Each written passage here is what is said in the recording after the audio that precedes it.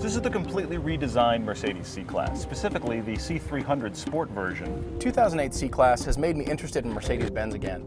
We're driving the C-Class in its natural habitat.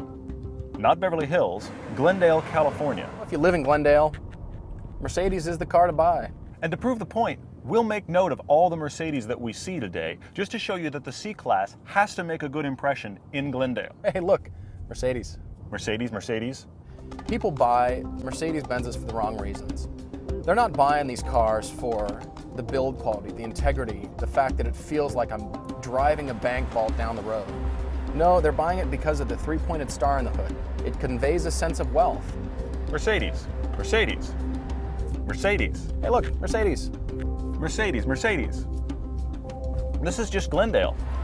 It's got 228 horsepower. Doesn't sound like very much. The surprise here is just how much power the car seems to have. This motor is very torquey, and you can get up to 90 just like that. I actually like the engine and throttle response in the C300 better than I do the 328 BMW. Smoother than a mayonnaise sandwich. If you want to get crazy, you find yourself in the AMG version of the C-Class that has 451 horsepower, which is kind of like putting a nuclear missile in a toaster. Oh, this wants to stick the back out.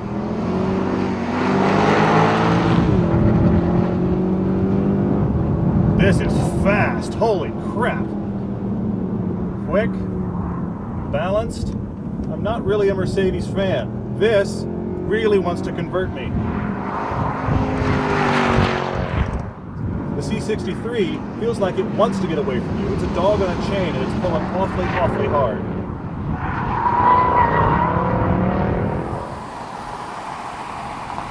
At 85 miles an hour, this car is quiet. I'm amazed. The interior is the place where I find myself disappointed. I can't hear a thing.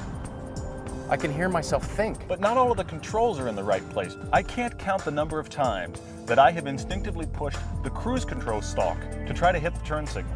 If you've had a busy workday, you've got a lot on your mind, this is the place to come. This is your own personal cocoon.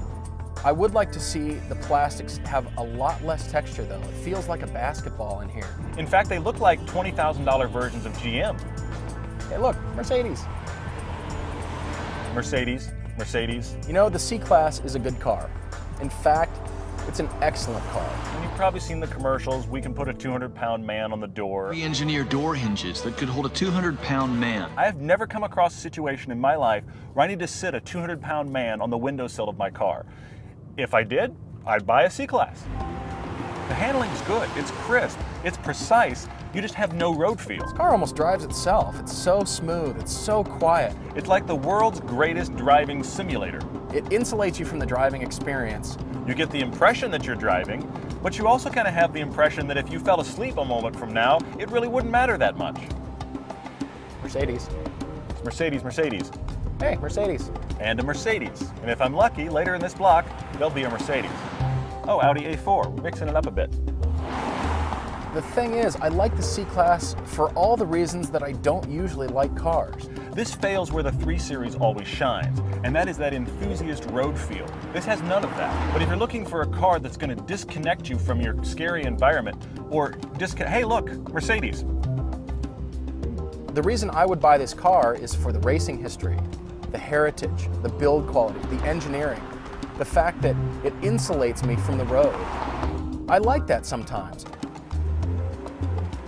I really like Mercedes, and I like the C-Class a lot. But I also want a car to be involving, and this doesn't really care if I'm here or not.